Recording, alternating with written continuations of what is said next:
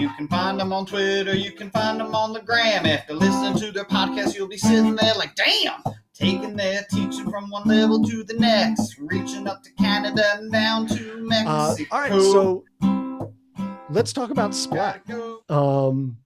And so can you give us just a little bit of what is Splat? So Splat is actually a tool. It originally was a tool. So I was doing my master's degree, and we were looking at the foundational elements for success in STEM.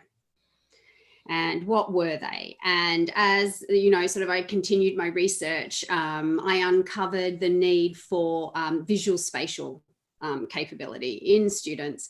And basically the spatial ability underpinned success across all areas of STEM. So it didn't matter what area you wanted to go into. If this skill set, children had this skill set, that they've been identified to perform better over a long period of time and be successful across, you know, any sort of career that they wanted to go into, particularly engineering. So what was really then interesting to me was when I was developing this tool, which helps with, I guess, developing those spatial skills, was that mostly it happens later in students' journey through education. So a lot of students do remedial spatial training before they enter engineering. And there are special programs set up for that, more towards going to college and university. But what's fascinating is it's best developed in the early years, which is where I was really interested. So how could I get younger students drawing what they imagine in 3D, and how do they do that? And I looked at all sorts of things. And then I realized that all Lego instructions are in isometric, and that students from very early on, so 3, are reading in isometric and constructing. Right. I've never even thought of that.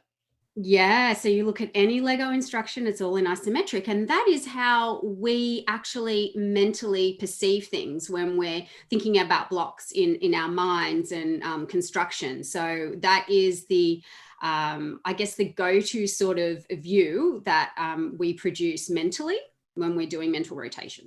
Right. So what I realized is that actually, you know, kids as young as 3 are already doing this. In fact, they've done it for a few years before they even reach kinder.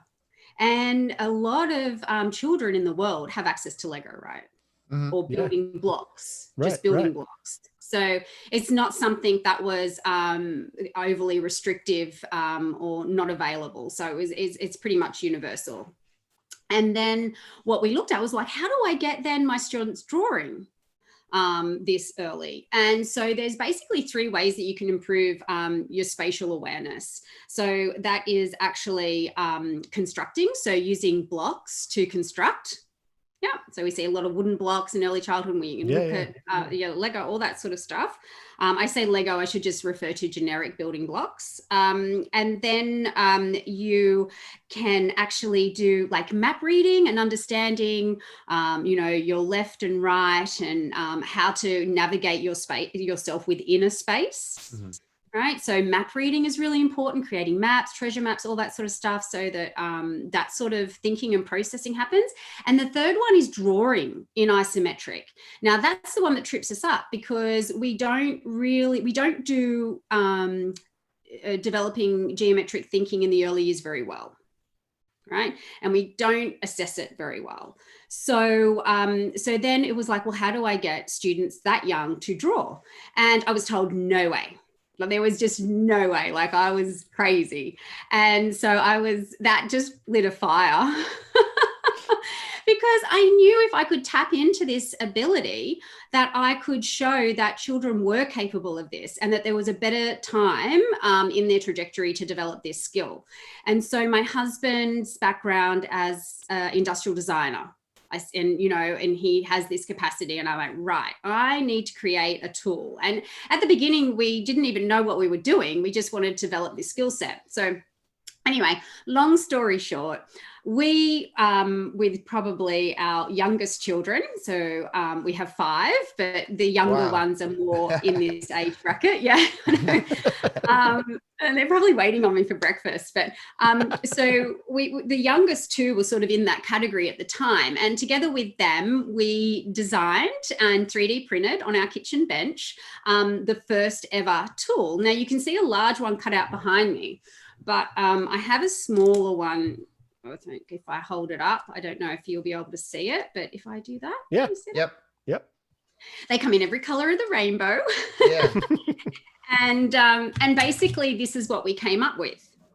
And we took it to Engineers Australia and showcased them what the tool could do. And we trialed it in several schools, and we tried it with the Department of Education, and we won a grant to have it mass produced. So basically it's made from recyclable plastics, and it's injected molded. So it now has a tool, a steel cavity, and it just pumps them out. And this is the tool. So I can explain how it works a little bit later, but fundamentally it's to help students visualize their ideas for designing in STEM, and also developing their spatial awareness for success in STEM.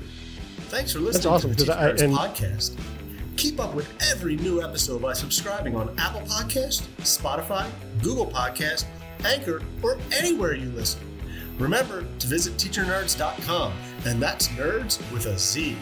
Follow us on Twitter @TeacherNerds and on Instagram @TeacherNerdsPodcast. And thank you for being one of the Teacher Nerds.